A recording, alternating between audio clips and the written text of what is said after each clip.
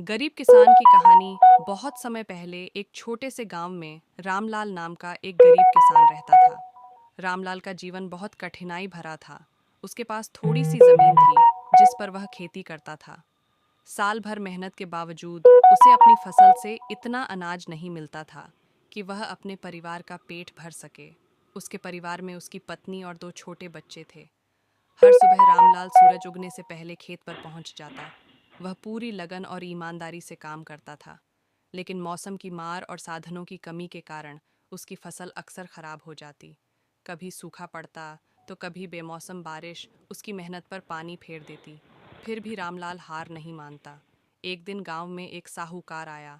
उसने किसानों को कर्ज देने की बात की। रामलाल ने सोचा कि अगर वह कुछ पैसे उधार ले ले तो वह बेहतर बीज और खाद खरीद सकेगा। उसने साहूकार से कर्ज लिया और नई उम्मीद के साथ अपने खेत में काम करने लगा। पहले साल उसकी फसल अच्छी हुई। रामलाल ने साहूकार का कुछ कर्ज चुका दिया और बचा हुआ अनाज बेचकर अपने बच्चों के लिए कपड़े और किताबें खरीदी। उसके घर में थोड़ी खुशी आई, लेकिन अगले साल फिर से सूखा पड़ गया। इस बार रामलाल की सारी फसल खराब हो गई। साहूकार ने उससे अपना कर्ज लौटाने की मांग की। रामलाल के पास पैसे नहीं थे। साहूकार ने उसके खेत पर कब्जा करने की धमकी दी। परेशान रामलाल ने गांव के मुखिया से मदद मांगी। मुखिया ने गांव वालों को इकट्ठा किया और सबने मिलकर साहूकार से बात की। उन्होंने साहूकार को समझाया कि अगर रामलाल के खेत को छीन लिया गया तो उसका परिवार भूखा मर जाएगा। गांव वालों की एकता देखकर साहूकार को झुकना पड़ा। उसने रामलाल को कर्ज चुकाने के लिए और समय दे दिया। इस घटना से रामलाल ने एक सबक सीखा।